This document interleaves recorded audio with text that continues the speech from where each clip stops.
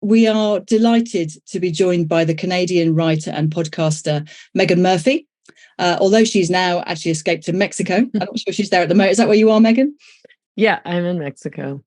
Great. And Meghan is the founder and editor of Feminist Current, a website and podcast, and the host of another podcast called The Same Drugs, which is I've been watching recently or listening to recently. It's really, really excellent. Appropriately enough, given that it is International Women's Day, Meghan was permanently banned from Twitter. Well, obviously, we'll find out more about that in 2018 for saying that men are not women. Only to have her account reinstated in last November, just at the time that Elon Musk took over, no doubt coincidental. So while the focus of her work for a number of years was on sort of a cultural analysis of feminist and through a sort of feminist and socialist lens, she's more recently taken a turn towards free speech and really kind of pursued that as a primary commitment, and been talking about civil liberties and also questioning a lot of the kind of the shibboleths around ideology and political identities. So I've no doubt that you'll all have a lot to ask her later on when we get to the Q&A. You can find her on Twitter at Meghan E. Murphy and on Substack, which is meghanmurphy.substack.com. And I noticed we've got some people here from Canada, so you can find out what's going on back home, Meghan. I'm just going to... I don't know if I want to know. I'm just going to disappear myself and hand you over to Toby. Hi, Meghan. Well, thank you very much for agreeing to talk to us. What is this evening our time? What's the time over there? Are you in Mexico City? I'm in, I'm near Puerto Vallarta in a little town called Sayulita, but I'm on Central Time. So it's 1:30 p.m. here. Okay. Thank you for having me. I'm glad to see you again. I'm looking forward to chatting with you. Yeah, I think I've done your podcast, so this is the first time you've done something for the Free Speech Union. Yeah. So for the benefit of those people watching who don't know what happened between you and Twitter, can you just briefly tell us the story? And I know you tried to force Twitter to reinstate you. You brought a lawsuit against Twitter, and I've met your lawyer and talked to him about it, and it'd be interesting to hear a little bit about that and why it wasn't at least initially successful, and whether you're still intending to appeal it, even though you've now been readmitted to Twitter. So just tell us a bit of background about that, if you could. Yeah, so in 2018, I had been talking, I really started covering the gender identity conflict with women's rights about in 2012, actually, and that was mostly through talking to women who ran transition houses, radical feminists, and the like, who felt concerned about the loss of women's spaces, who were worried that this transgender trend would result in a complete and total loss of women's sex segregated spaces. So in, places like change rooms, transition houses, shelters, prisons. And of course, that's all come to fruition. Our fears, their fears all became the new reality. And as legislation was being introduced across the world, all kind of around the same time, in Canada, Bill C-16 was introduced in 2016, and I testified against that bill in 2017. I started to get even more concerned. I had been sort of thinking about it and talking about it on an ideological level, but those conversations were certainly less pressing before legislation was introduced. And when that happened, I felt like in Canada, no one really knew what was going on. The media was not covering this issue. And when they were covering it, they were obviously covering it in a positive light. They treated, gender identity legislation and ideology as the exact same really as the fight for gay rights. There was no public debate, and I was just like losing my mind. I was so frustrated, and I couldn't get published anywhere to talk about my concerns.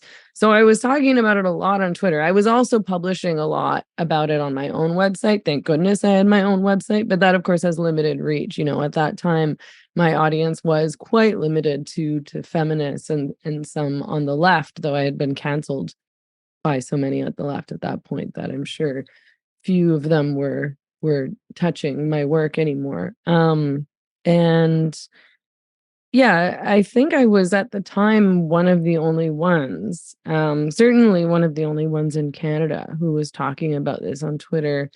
And I'm not great at being polite. So I'm not sure how tactful I was being about that. But, I was refusing to use preferred pronouns. I still refuse to use preferred pronouns. So I was referring to men as he, not to be antagonistic, but because I don't see any reason to refer to men as she, regardless of how they feel about those pronouns or their so-called gender identity. I wasn't, trying to be insulting. I wasn't, attacking trans identified people in any way, but of course, challenges to this ideology and refusal to go along with this compelled speech is treated as an attack, is treated as harassment, is treated as bigotry, is treated as violence. And I think that behind the scenes at Twitter, they were already after me. Like, I think that there's so many, or there were, not anymore, there were so many of these woke trans activists who were very much opposed to free speech working behind the scenes at Twitter. And I think obviously the higher ups were going along with that ideology fully. And it just all of a sudden my tweets were being reported, my account was being locked down over and over. I was pretty confused about what was going on because I was never actually told what rules I was breaking. I would get these generic emails about hateful conduct, and they would reference the tweet that I was to take down or that I was being suspended for, but they wouldn't tell me what about the tweet was the rule breaker. So I didn't even know, were I inclined to, and I was not particularly inclined to, what I was meant to change in terms of what I was saying. Like, I wasn't given a chance, they were going to take me down no matter what, because I was saying things that these people did not want me to say. And I was getting traction. Like, I was getting a lot of support in terms of what I was challenging in terms of gender identity ideology. And so it was emboldening other people to speak out. That's what happens, of course, as I'm sure you well know. When there's an untouchable subject or debate, when there are supposedly unsayable things, and people see that others are starting to speak out, then they think, oh, okay, maybe I can too. Maybe I can join this. It's a way to empower people to speak out, and that was what was going to happen. That was what was happening. And finally, yeah, I was locked down. This was at the end of 2018, November 2018. I was locked down for a tweet saying men aren't women. I was locked down for a tweet asking the question, what's the difference between a trans woman and a man? Which is something I ask often, to sort of press trans activists and people supporting these ideologies to explain what it actually means to be a trans woman, what it means to transition. What's the difference between, today you're a man, tomorrow you say you're a woman. What's changed there? Nothing, obviously. And then, of course, there had been this man, Jonathan Yaniv, who was living in the Vancouver area, which is where I'm from, Vancouver. That's where I was born and lived for 40 years of my life. And he had been going around to local estheticians, most of whom were working out of their homes, most of whom were immigrants, most of whom English was their second language, vulnerable women in many ways, and asking them to give him a Brazilian bikini wax. And he was posing as a woman because I believe he was contacting them mainly through social media, mainly through things like Facebook. And then when they would realize that this guy was a man, and they would say, oh, I'm sorry, we don't do this service for men, for what should be obvious reasons. He would try to extort money out of them, threatened to sue for discrimination. And if they didn't, pay him off, he took 14 of them to the Human Rights Tribunal in BC, and accused them of discriminating against him, accused them of transphobia. And it was a really harrowing, hellish experience for these women. It was incredibly stressful. A lot of them lost their businesses. He didn't win the case in the end, but he still dragged these women through this horrible process. They were libeled and slandered in the media. His name was being protected. Their names were not being protected under a publication ban. And I, on Twitter, discovered who it was, which was not hard to do because he was all over social media with his man face and his man name and his man pronouns. Like, he was using male pronouns in various places online, so he was arguably misgendering himself. I referred to him as he, again, not to be antagonistic. I was like, oh, this, it's him, that's what I said. And I was permanently suspended from Twitter. Again, they didn't tell me what rule I broke, but the same evening that I was suspended, Pink News, which I imagine you're familiar with, it's, an LGBTQ propaganda site, published an article announcing that, misgendering and dead naming was now banned on Twitter. So I maybe created this rule for convenience that day. I don't know. And I appealed over and over and over again. I tried to contact Twitter to find out, what rule I was breaking, why I was banned. And eventually we sued and lost on account of Section 230. Essentially, Twitter can both say they're not responsible for what's published on their site. They can say we're not responsible for so and so saying this. We're not responsible for what users say. But at the same time, we have the right to ban people for any reason at all, and we aren't obligated to explain. So they've got some good loopholes in there. And yeah, I was reinstated in December. So it had been 4 years that I'd been off of Twitter for saying it's him. And is it still against Twitter's terms of service to misgender or dead name trans-identified people, or have they dropped that? I haven't actually looked into their terms so to see if that's changed. Well, Elon had said at some point fairly recently that they hadn't actually changed any of their rules. So I think that it's still in there somewhere, but they're not enforcing it at all. I've tried to be a bit more careful on Twitter, which is, I'm never going to call a man she, but there's ways to kind of get around that. I don't want to push it, but it's clear that what we're allowed to say on Twitter now and what we're allowed to discuss on Twitter now has changed pretty drastically since Elon Musk took over, which is great. But at the same time, it demonstrates how dependent we are on powerful individuals to offer up or take back our free speech. So it never really feels fully safe. But I believe that it still is a rule, but it doesn't seem like they're enforcing that rule as far as I can tell. And on the back of your reinstatement, the Free Speech Union started a petition saying that we named various GC feminists who were at that time banned, asking Elon Musk to reinstate them. And I don't know whether it was as a result of our petition or not, but nearly everyone that we named, and some others too, did then get reinstated shortly afterwards. And I don't think any of them have subsequently been banned, but I'm sure they're not all playing by that particular rule.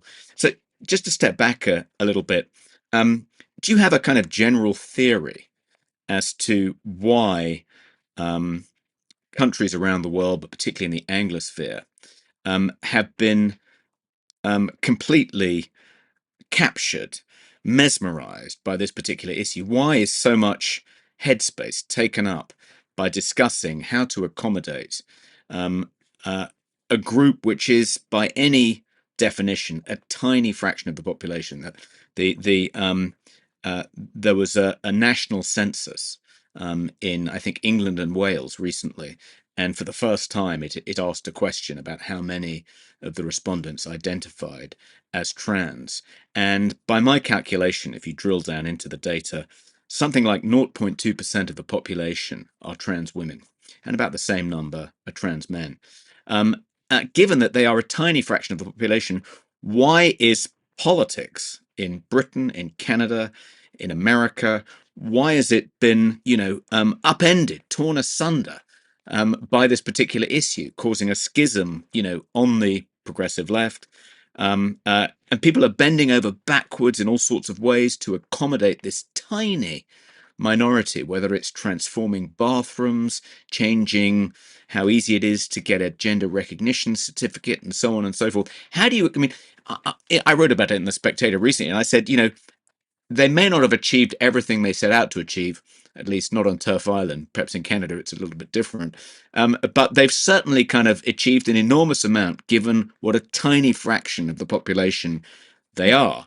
And maybe they, instead of trying to kind of pursue their agenda to the bitter end and getting angrier and angrier about not every jot and tittle being embraced by everybody, they should just sell their services as lobbyists, because they are amazingly effective, trans rights activists and their allies, as lobbyists. I can't think of a more successful lobby group internationally of the past decade. I mean, their success, given their numbers, is just extraordinary. Do you have an explanation for it? Yeah, it's amazing, right? I mean, it is very impressive. I don't think that I've ever seen any movement have such success so quickly in such a short period of time, with very little public support. And that's, it appears as though there's lots of public support. But I think that in truth, there's a very small minority of people who actually literally believe that a man can become a woman through declaration. And as I said earlier, when this legislation was being passed in places like Canada, no one really understood what was going on. And the people who did see that this was going on, I think, just thought, oh, sure, this is nice. Like, we should protect trans people from discrimination and hate. Why not? And didn't understand the implications of these kinds of bills, again, because the media refused to cover it or talk to people who had concerns or could predict that this was going to go awry.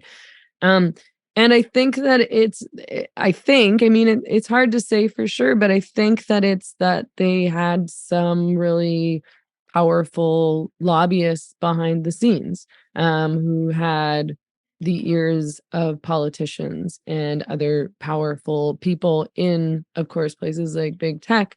And there's a lot of men with a lot of money who are funding this movement, men who've transitioned, and if you have money, you can get really far. I know that that's sort of a simplistic, or maybe really obvious way of explaining this, but I do know, having been in this fight for so long, that a huge, if not the primary reason that the feminists who were fighting this issue haven't been able to get anywhere, because I see now that, like, the right has been able to get quite far on this issue in the past year or something like that, was because we had no funding and we had no power. We didn't have the ability to fund these huge media platforms. We didn't have the funding to pay for events.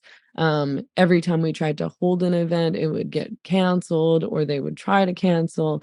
We would get slandered. The media refused to cover. We did our first event talking about gender identity and women's rights, the conflict between gender identity and women's rights, in Vancouver, in I think the very beginning of 2019, at the Vancouver Public Library, and it was a huge fight. The library tried to force us to cancel the event. They tried to charge us exorbitant security fees, which we couldn't afford, and we fought that via lawyers at the Justice Center for Constitutional Freedoms in Canada, and they then forced us to change the date and time over and over and over because of safety concerns. We eventually had to hold the event at like 9:30 p.m. on a Thursday So everyone was there almost till midnight. And the media, the CBC, which is our public broadcaster, similar to the BBC, the day before the event, they hosted a radio panel to discuss whether the event, which was my event, so whether or not my talk would contain hate speech, and they didn't invite me onto the panel to ask me about what I was going to be talking about. And they know me, like I published for the CBC before I started talking about this gender identity stuff, and I was more heavily focused on journalism. Like I published work for the CBC. I'd done interviews on the CBC. They literally are located right across the street from the Vancouver Public Library, and they refused to cover it at all. They refused to speak to me, but they did libel me in various ways. So, yeah, I think that funding's a big thing, and the trans lobby has a lot of funding, and they have power. And once they had the media, and once they had the politicians, I mean, that was almost anything. If you can force the media to pump out propaganda in favor of these trans activists, and to pretend as though no one is challenging this ideology and this activism and this legislation, apart from a few hateful, they in Canada they wanted to frame it as though it was everybody who was liberal and everybody who is progressive and everybody who isn't like a crazy hateful bigot was supportive of gender identity ideology and the trans rights movement, as it's called. And that the only people who were opposing it were, far right Nazis, which is what they did to Jordan Peterson, right? Like Jordan Peterson was the other person who spoke out in Canada at around the same time I did, in about 2016, 2017, and he spoke about his concerns about compelled speech. And he was vilified in the media. He ended up gaining a lot of success as a result of this and really blew up and, became quite rich, but which was not what happened to me. But he was trashed in Canadian media. He was absolutely treated as a villain and still is treated as a villain by those people. But they framed this intentionally. The Canadian media politicized this in a very intentional way by excluding feminists and women from the conversation and pretending as though it's only these right-wing, bigoted, anti-gay, misogynist, racist, white supremacist men, which are not terms that I would apply to Jordan Peterson, but those are terms that were applied to him and that people accepted as true, to include people like me who had been at the time a lifelong socialist and leftist and feminist that didn't fit their narrative. So they just pretended it wasn't happening. So let me ask you about that unlikely alliance between you and Jordan Peterson on this issue, which is sort of symbolic of a broader alliance between feminists and conservatives pushing back against this issue. Did it ever make you uncomfortable? Did you ever think, what am I doing on the same side as a conservative? Or did it make you think, well, look, if they're demonizing me as a bigot and a transphobe when I know I'm not those things, did it make you kind of think again about perhaps the demonization of people on the right that in the past, as a kind of firebrand socialist, you've been more willing to accept? How's that kind of relationship developed, and how has it been negotiated by both sides? Because it seems to be quite a powerful coalition. Yeah, I mean, at that time, I was at the point where I was not very concerned about these labels anymore. In the past, when I first started writing about feminism, for quite a few years, I was very attached to, I only wanted to speak to the left. I only wanted to speak to other feminists. I sort of saw the right as really irrelevant to our cause. I didn't understand the right, and I didn't try to understand the right. And I say that regretfully, but that's the truth. And I think that history for me has been really beneficial in terms of understanding the left and the feminists who still don't want to be associated with the right or conservatives or people who have been labeled in all these various ways. It's very frustrating to me that people do that, and I've been very critical of the feminists who do that for several years now. But I understand because I was there, and I changed my mind and I changed my approach, and I wish they would too. But I think I'm not. I mean, certainly now I don't care about those labels. I'm not interested in attaching myself to any end of the political spectrum, any ideology. I'm not categorizing myself in any way. And I was supportive of Jordan Peterson when he spoke out back then, despite the fact that people had deemed him anti-feminist, and I tried to figure out what he was about. I tried not to jump on those bandwagons. And I think I probably went back and forth for a long time, but I did try to, I was cautious to not speak out about something that I didn't understand, which is what I think that most people were doing when they were trashing him. And what they do when they trash most people. And when I say they, I'm saying the left and feminists, which is I read something my friend said on social media. I didn't actually read the original publication. I didn't actually listen to that interview. I didn't actually read the book. But my friends on social media say this guy is a misogynist and a racist. So this guy is a misogynist and a racist, and I want to be on the right side. So I don't care if I'm attached to the right, I don't care who I'm attached to. I do care about things like integrity, like I'm not going to work with whomever if I think that they're untrustworthy or have ill intentions or are lacking integrity. And there's certainly those people on the right, just as there are on the left. But there's lots of, when I got banned from Twitter and when I got canceled for all of this stuff, it was really hard, and it was stressful, and I had to fight to maintain an audience and an income and to speak, and it's hard on a personal level because it impacts your personal life a lot. Your friends bail on you and tell you they can't be associated with you and you can't come to this and that event and so on and so forth. Um, but it was beneficial because when that happened, I got a lot of support from people that I hadn't otherwise been engaged with, whether those are libertarians or right-wing people or free speech advocates. People like you, people like Ben Shapiro. And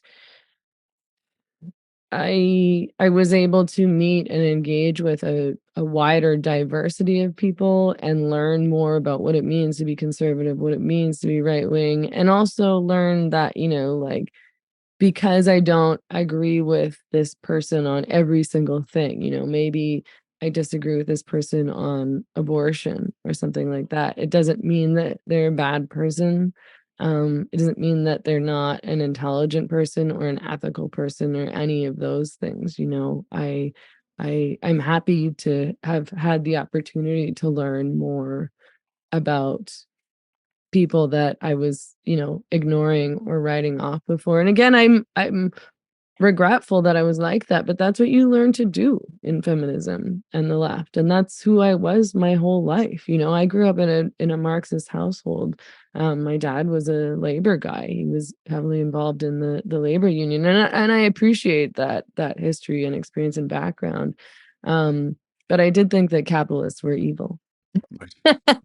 So, one issue which is uh, creating some tension within the coalition between conservatives and feminists in the UK is this issue over whether there should be what are called buffer zones around abortion clinics. So it's a complicated issue, but at the moment, local municipal authorities can, if they jump through a number of hoops, impose these buffer zones around abortion clinics, whereby within 150-meter radius, I think, you're not allowed to protest, and that includes Christian anti-abortion protesters engaging in silent prayer within 150 meters of abortion clinics. So they're not allowed to give out literature. They're not allowed to hold up placards. If they indicate in any way that they're there to try and dissuade the women from having abortions or shame them for having abortions, they're excluded. And that's about to become a national policy in England and Wales. So a feminist MP campaigner called Stella Creasy has amended a bill currently going through Parliament called the Public Order Bill, which will mean that outside every abortion clinic throughout England and Wales, there'll be these 150-meter buffer zones. And I wondered how you felt about on that issue. You may not have considered it. You may have been unaware of it until now, but I wondered what your position was on that issue.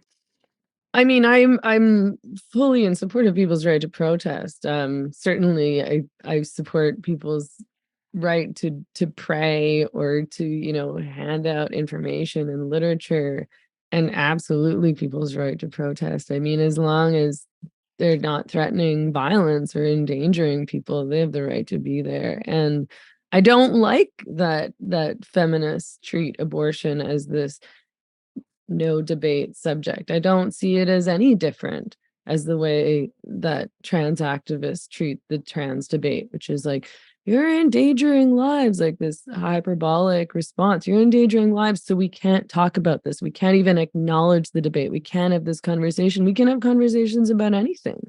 And I think we should have conversations about abortion. I've talked to lots of people who are pro-life in the past year or so, and it's because I wanted to know if my position was wrong. It's like I have this, I'm pro-choice. I think that I'm a bodily autonomy person. I think that women should have the right to do what they want with their bodies, and as long as the fetus or the baby is inside them, it's still their body and their choice.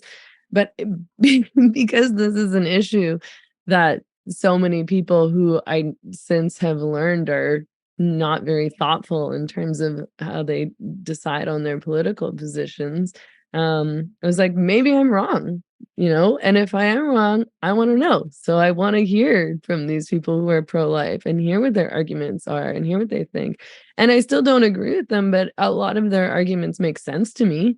Like, I don't think that their arguments are rooted in hatred for women. I think that they see this issue differently than I do. And I think that it's always important. I don't think that it's good to force or attempt to force people into beliefs. I don't think that bludgeoning people over the heads with mantras is a ethical, or at the end of the day, successful means of gaining public support. And I think we can see this happening with the trans issue, although we've been pushed so far in terms of legislation that it's now become very difficult to undo. But now that people see what's going on, in terms specifically of issues like men competing as women in sport, men being transferred into women's prisons, and of course in terms of this issue of transitioning kids, which is this horrific trend which is destroying the lives of thousands of kids, um, people are getting really, really angry and pushing back, and they're getting really angry that this isn't being debated or discussed. And it's, the tides are turning and there's this massive backlash. And it's because there was no debate and this was forced, and all of this happened against people's will or without their knowledge. And especially parents are like, okay, this is being taught to my kid in school. My kid is being transitioned at school, and I wasn't told. This is my child. It's not flying. Yeah, no, I think you're right about the backlash. I mean, it's curious. I think one of the reasons the kind of trans lobby was so effective for so many years is partly because of its refusal to engage in debate in the public square. If you disagreed with any element of their agenda, you were a transphobe, a bigot, a TERF, you weren't going to be engaged with, you were just beyond the pale and on the wrong side of history. And that was quite an effective way of kind of closing down criticism of their agenda, and quite an effective way of getting politicians and officials and medical professionals to go along with their agenda. But it wasn't an effective way of persuading the public to bring the public with them. And as you say, there is a great deal of public anger, and it's becoming more politically salient. Just today, Rishi Sunak, our Prime Minister, announced that there would now be an investigation into the way in which sex education is delivered, taught in schools, and in particular in primary schools, what you'd call elementary schools. And various MPs, one in particular, Miriam Cates, have been flagging up the use of what appear to be very inappropriate, age inappropriate materials for teaching young children about sex. And often part of what they're taught is that there are numerous different types of sex and gender. Sex is a spectrum; it's not binary, and so on and so forth. So trans ideology is being kind of pumped out in primary schools, and a lot of parents are very concerned about that. And the Prime Minister has finally, seemingly, taken some notice, and there's going to be an inquiry about it. But how is the pushback just here in the UK? We've seen the fall of Nicola Sturgeon, seemingly because she overreached with the gender recognition reform bill, and it all blew up when it turned out that what trans rights activists often claim as a straw man, the risk of a male rapist being housed in a women's prison, that was presented whenever it was brought up as a risk of making gender ID easier, as a straw man, such a negligible risk. It was just scaremongering. But turned out the straw man was real, even though he claimed to be a woman, and and appeared in this Scottish women's prison. Yeah. And it brought home to people, I think, the danger of the gender recognition reform bill in Scotland, which has passed through the Scottish Parliament but has yet to receive royal assent, and has even caused a bit of a constitutional schism between Scotland and the government in Westminster. But that seems like evidence of a public backlash, and we've had the announcement that the Tavistock Clinic is going to close.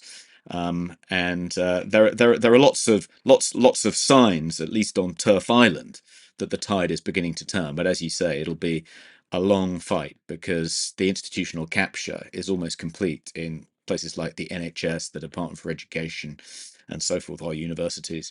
Are there signs elsewhere? I mean, I know in some US states, Florida, for instance, but in Canada, is there any sign that there's beginning to be a bit of public pushback? And I mean, it's very strange because the backlash is growing in a lot of other places. The US, as you say, we can see it across states. I mean, red states particularly, that are banning the medical transition of kids. So banning giving kids things like puberty blockers, hormones, so-called sex change surgeries, or whatever, gender reassignment surgeries. And in the UK and Scotland, there's been pushback against these self-ID bills. And we've seen, the fall of Tavistock, for example, in places like Sweden and I think Finland. They've totally walked back their approach to transing kids, and also, banned medicalizing kids to supposedly transition them. But it's not happened in Canada. And there has been a bit more pushback since, as compared to when I started fighting this back in 2016, 2017, 2018, and I kind of felt like I was the only one. And the liberal government just doesn't care. Trudeau is not listening. He's completely ignoring these women. He's completely ignoring the fact that there's men in women's prisons sexually assaulting and sexually harassing women, female inmates, and ignoring the fact that there's male predators and pedophiles in women's prisons, where there's also, mother baby wings. And it's sick. The Canadian government knows this is happening. They just don't care. They just don't care. I mean, we saw this all through COVID, where Trudeau behaved like an authoritarian dictator, and essentially imposed whatever he felt like. He imposed the Emergencies Act, which allowed him to take away our charter rights in Canada. And it didn't seem, he didn't care what the public thought about them. He insulted, over half of the population, who supported the Freedom Convoy, and he called them racists and misogynists and conspiracy theorists. He's drunk on power. But also, Canada is a place where people are passive and they're afraid to speak up and they want to go along. And that's been the problem from the get-go. Um, Part of the reason why no one spoke out against the gender identity stuff was because they didn't know what was going on. But I knew people who knew it was going on and chose not to speak up because they didn't want to ruffle feathers. They didn't want to lose friends. And people talk about losing jobs and whatnot, and that does happen, and that's terrible. But most of it, I think, is really social ostracization. The social punishment for speaking out about this stuff is strong. But I mean, that's how it goes. That's how it goes when you stand up for what's right and it's unpopular. That's how it goes when you support free speech and freedom of expression and the right to protest. And, it's not easy. And if it were easy, you wouldn't have to do it. Like, it would already be done. As everybody would already agree with you. You wouldn't be fighting those in power. You wouldn't be fighting the government. You wouldn't be fighting corporations. You wouldn't be fighting big tech. Of course it's not easy, and it makes me really angry. It made me really angry that happened. It makes me really angry that continues to happen, that people just want to sit in their apartments with their comforts and all their stuff while we lose rights. And while we lose the ability to talk about material reality, we lose the ability to speak the truth. I mean, this is a big deal. It's not nothing. Yeah, I think you're absolutely right. The most ubiquitous form of censorship is self-censorship, and it's induced by fear of social censure, of being ostracized by your peers, particularly on social media. And it's been hard, I think, for the Free Speech Union to figure out what to do about that constraint on free speech.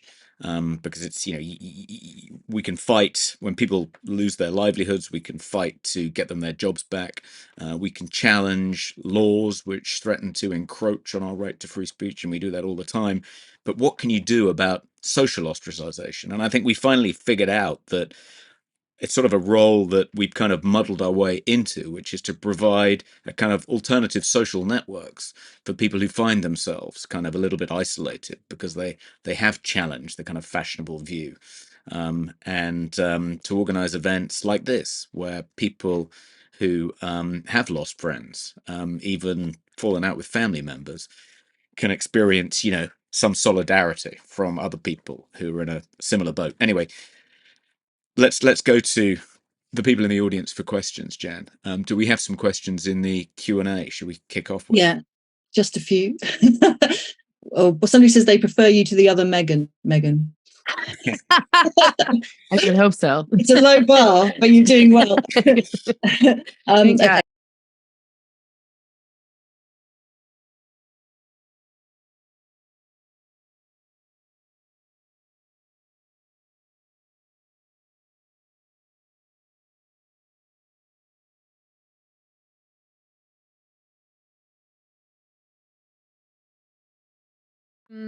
Well, I think that it is or should not be an entirely female issue. I mean, I think that if we think about the trans kids trend, that's an issue that parents are concerned about, not just women. That issue actually seems to be affecting girls more than boys now. It was once more common for boys to be attempting to transition, but now that has changed, and now it's girls in huge numbers who are claiming to be transgender and wanting to take hormones and cut off their breasts and so on and so forth. But I mean, I think that reality, biology, free speech, the ability to speak the truth is an everybody issue. I may be misunderstanding your question, but in terms of that aspect of it being women also who are advocating for the transgender agenda in favor of gender identity ideology, if I'm understanding. I mean, I think that's true. Like, it's not, I think that this began with men with fetishes. Honestly, I think this began with grown adult men who had cross-dressing fetishes. This is referred to as autogynephilia, who wanted to transition and wanted this to be viewed as a legitimate thing. Um, and and who are entitled narcissists, honestly. So wanted to take over spaces and speak over women and be looked at and adored and validated. But a lot of the people who towed the line and told us trans women are women and anyone who says otherwise is a bigot were women. They were women in academia, they were female politicians, they were female activists, they're third wave feminists. And I think that is partly due to we could call it female socialization, but there's also, of course, theories that evolution makes women more likely to kind of go along and get along. But either way, they are. And women, I think a lot of women don't want to rock the boat. They don't want to cause controversy. They don't want to be seen as rude or difficult. They want to be seen as nice and polite. This is obviously not all women, because there's obviously been a huge number of women, especially in places like the UK and Scotland, who are speaking out very loudly and unpolitely against this issue. But it's really weird. It's really weird to see women supporting this and propping up these violent, fetishistic, entitled, really often quite, in my opinion, creepy, weird men, propping them up as women and applauding them and like, you go girl. And yeah, you represent us on the Hershey's ad for International Women's Day. So I don't know if I answered your question correctly, but I don't think that it should be just a women's issue. I don't think that this is only a women's fight. I think this is an everybody fight for sure, because it's about what's ethical and what's right. And I think that this ideology is destructive in our culture in a wide variety of ways.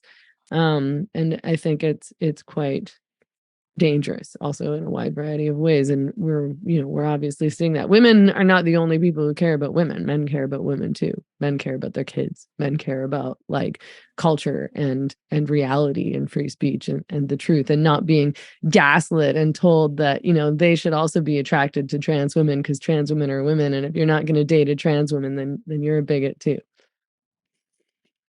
Thanks, Meghan. Shall I? Yes, Simon.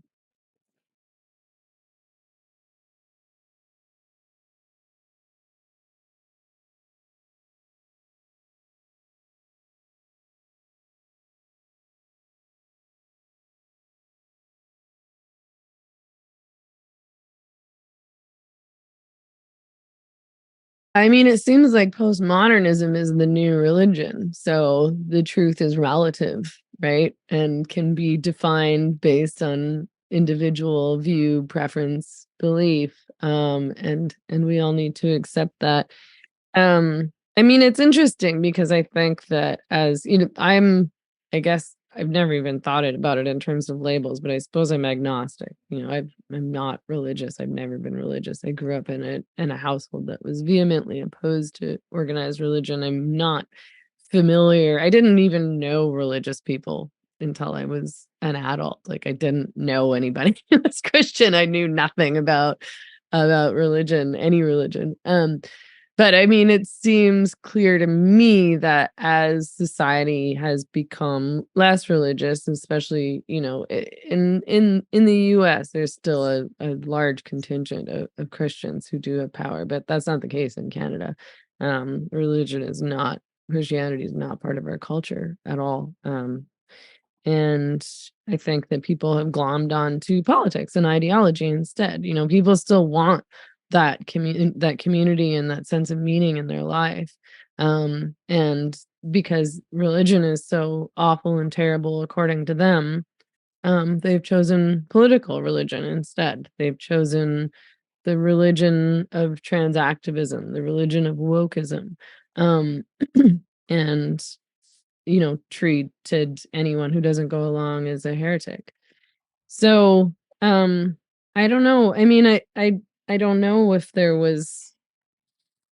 I suspect that in the past there was a higher commitment to objective truth than there is now, but I don't know if I can say in retrospect, because all that I've experienced since I was an adult, third wave feminism came about in the 90s.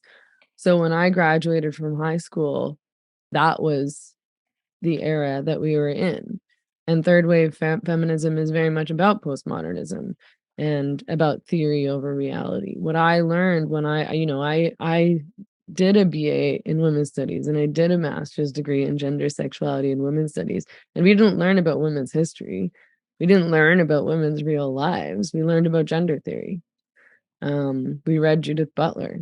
We read trans theory and masculinity studies, and we tried to look at porn as empowering for women, and tried to, you know, we sort of tried to change perspective instead of changing the material reality of women's lives. Like, oh, well, maybe heterosexuality isn't the norm, and maybe women don't have sexual orientation, and maybe you can just mind fuck yourself into being a lesbian or whatever it is.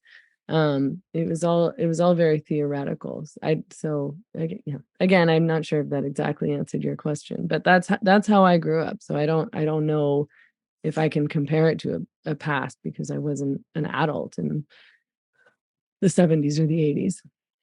Can I ask a question? To what extent do you think feminists have been hoist on their own petard? And by that I mean, I remember growing up having lots of fights with second wave feminists over the issue of whether gender was socially constructed or rooted in biology. You touched on it earlier when you said some people think that women being more agreeable than men on average, which was one of the 5 big personality traits. Is that just because of the way they're socialized, or is there also an evolutionary explanation that's part of it too? But for many years, there was this kind of big fight amongst evolutionary biologists and gender studies professors over whether gender was entirely socially constructed or at least partly rooted in biological differences. And the absolute denial by gender studies professors, by second wave feminists, that gender was anything other than socially constructed. And the reason there aren't more women in STEM is entirely to do with prejudice and discrimination and sexism, the patriarchy, absolutely nothing to do with the fact that it may be that on average women are more interested in people and men are more interested in things. Sasha, I mean, there's been, I'm sure you're familiar with all the work done in this area, but didn't that then make it difficult for those self-same feminists when the trans rights activists came along and said, yeah, sex is socially constructed too, that's completely divorced from biological reality, it's not rooted in biology, it's entirely social. wasn't it quite difficult at that point for feminists who'd been sort of denying the role of biology in gender differences to then assert the role of biology in sex differences? Had they kind of prepared the ground, rolled the pitch for this steamroller that then rolled over them by throwing the same arguments they'd made to kind of discredit evolutionary biologists back in their face? Yeah, I mean, I think that feminists made a big mistake in pushing this idea that gender is only a social construct. I would say that it's a combination of both social and evolutionary biology. And pushing this idea that men and women are equal and women can do the same things that men can do, because we can't do the same things that men can do, and we're not equal in all ways. No one's equal. I mean, on an individual level, we're not all equal. Some people are better at some things than others. It's just the way it is. And yeah, I mean, that's what I learned. I learned that gender was a social construct and that femininity and masculinity were purely socialized and there was nothing else to it. And I think that in a lot of ways that did allow for transactivism to take hold. If gender isn't real and we can be whoever we want, then why can't a woman be a man? If this is just a social role, then why can't we be men socially? And why can't men be women socially? All this Judith Butler stuff was always confusing nonsense. Even when I read it in university, I didn't understand what she was talking about. And frankly, I don't think anyone understands what she's talking about. I think it's a charade. But in academia, they treated that as legitimate and they all nodded along and here we are. So I do think that's a big part of it.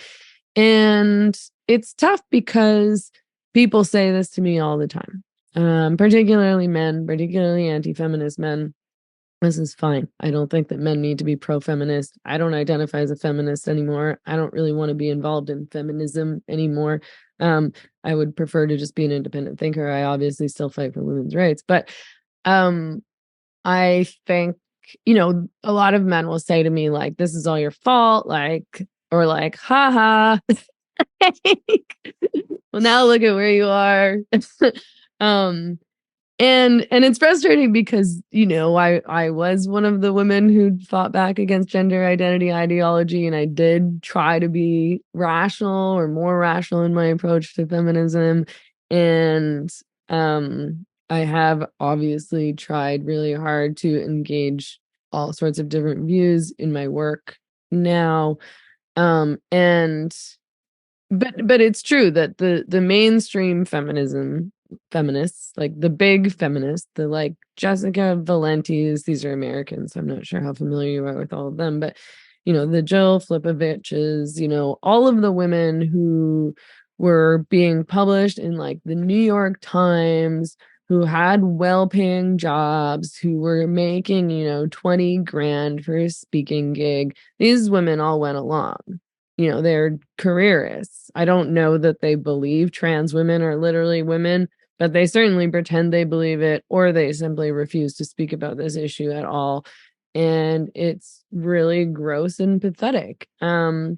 And so when people make those accusations and say, well, you guys did this to yourselves, this is all feminists' fault, it's not entirely true, because again, a lot of feminists push back against this, but in a lot of ways, it is true. And I think that the response to that should be less defensive and more critical. I think the feminists should be thinking, oh, did we screw up?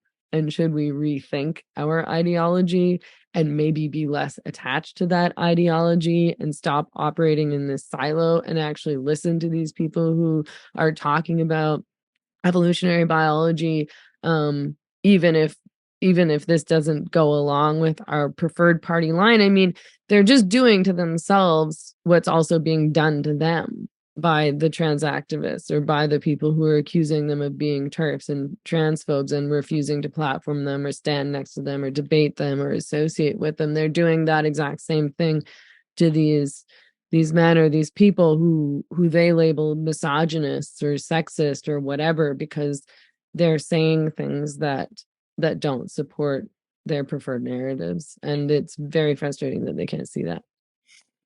Should have another question, Jeff?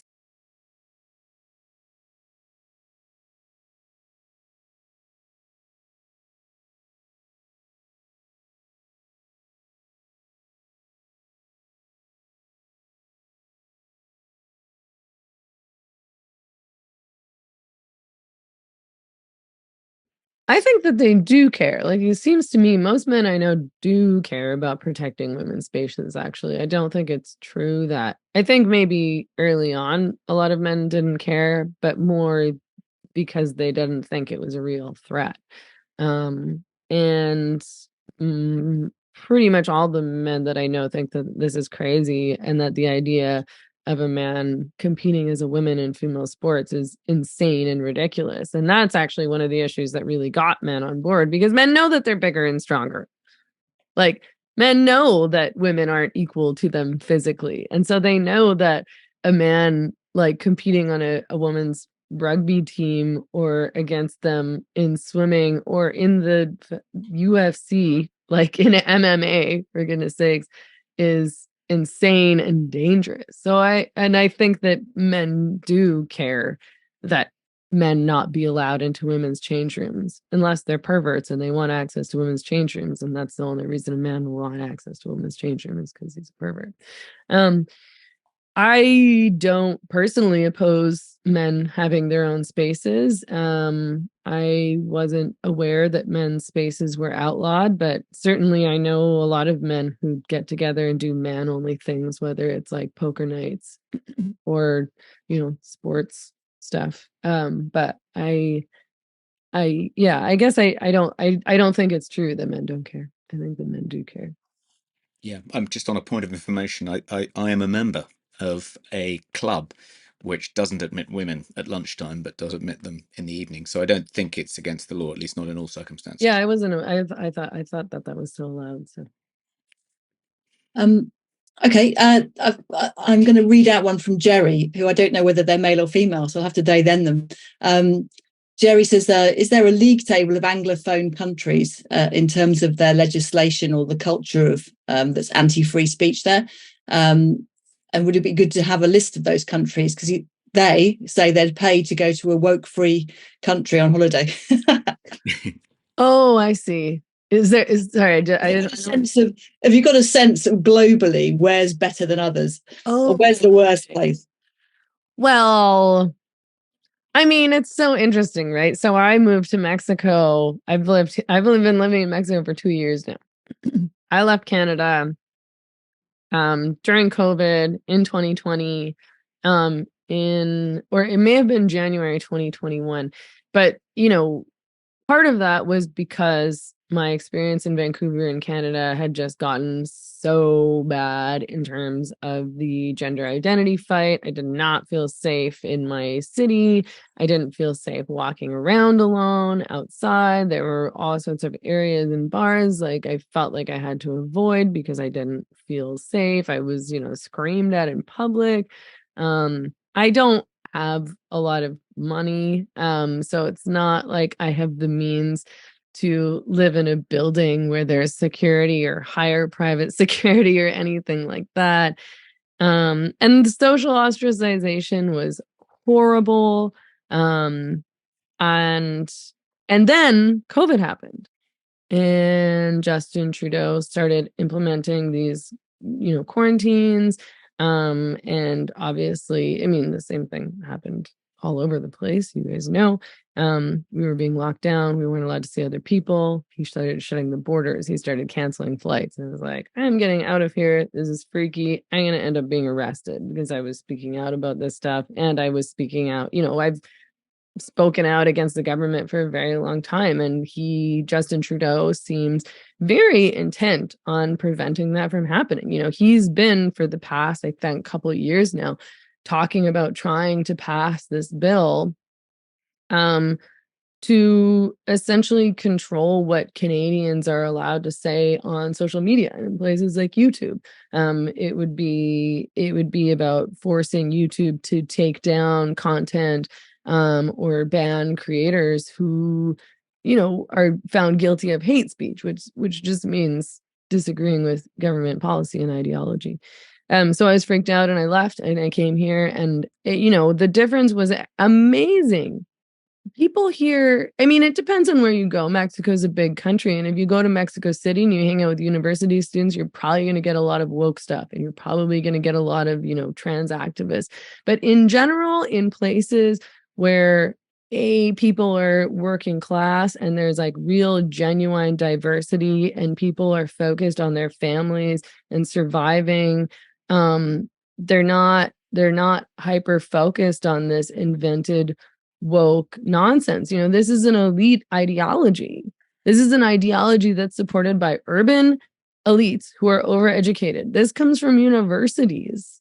This comes from the upper middle class or the wealthy. This is not something that working class people care about. So here, nobody gives a shit about this trans activist stuff. And I rarely talk about politics with my friends or when I'm out socializing or with people here, but when I do, they all agree with me and they're like, oh yeah, of course, that's ridiculous. It's a joke. Real people do not think these things.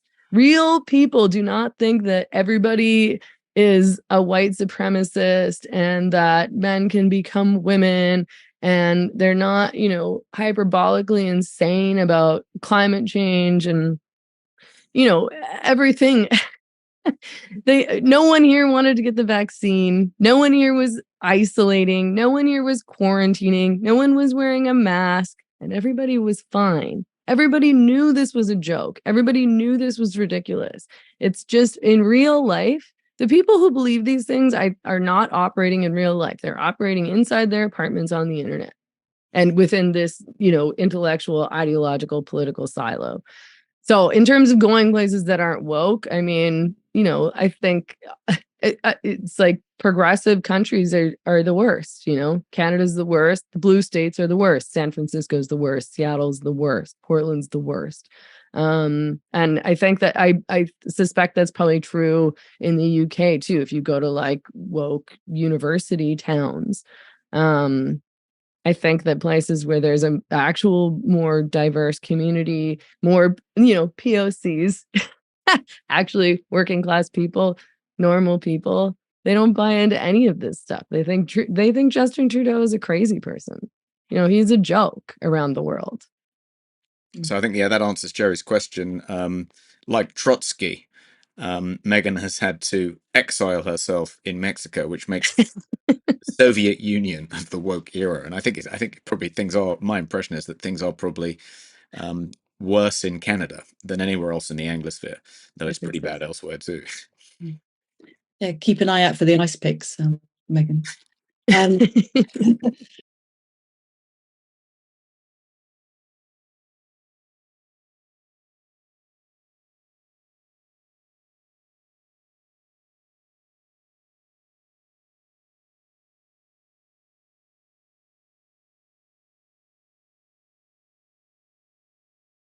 I don't know that I have an answer because we're so vulnerable. Okay, so I got back on Twitter because Elon Musk owns it now, which is awesome. And he's great. And I think that what's happened with Twitter is great. But I'm still being censored on YouTube. YouTube just like last week took down an interview that I did with Constantine Kissin from 2021 for medical information. Because, we were saying pretty basic, obvious things about COVID that were actually fairly tepid considering all that we know now. And I'm sure we were both being a bit careful. So, I can't rely on YouTube. I can start promoting my content more on Rumble, but I don't have a huge audience there. None of this is reliable. We can't depend on any of it.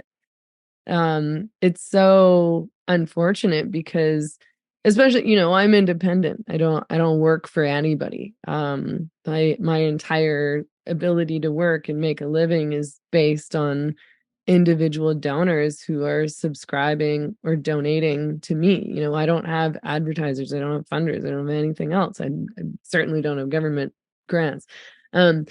And so I'm totally dependent on social media platforms and dependent on platforms like Twitter and Instagram and Facebook and YouTube. And I mean, luckily, thank God, we have Substack now. Substack is amazing. Substack actually literally truly supports free speech, and they are not censoring anybody. And I went to visit with them at their headquarters in San Francisco when I was there last, and I talked to them, and they're really great guys, and they're absolutely fully committed to free speech. And so that's great. So I suppose a solution is more platforms like that. If we can keep them secure and maintain them and ensure that people are using them. But I mean, Substack's huge. Everyone who is independent moved to Substack. All the good independent journalists who left mainstream media because of this censorial culture went to Substack, and they're making good money there. It's a great model. So I think those are solutions. I mean, what I learned through being banned from Twitter, or one of the things that I learned in any case, was that I cannot depend on these platforms, and I have to be in as many different places as I possibly can, lest I lose one. Because I had been very heavily reliant on Twitter. I didn't even have a YouTube channel when I got banned, and I didn't have like a public Instagram account or a public Facebook account because I don't want to spend all my time on social media. I don't really like social media that much, although I actually really like Twitter for some odd reason because everyone else seems to hate it. And so I kind of had to start over. I got banned from Twitter. I had to start a public Instagram account. I had to start a public Facebook page. I had to start a YouTube channel and then build up an audience when I had lost my audience. And it's okay, you know, like I've been okay and I've managed, which is great. But yeah, I think that we do need to be starting and supporting alternative platforms that are committed to free speech, and as best we can try to be less reliant on these corporations, you know, the corporations that run Facebook, Twitter, Instagram, YouTube, because we can't, and they'll screw us for sure.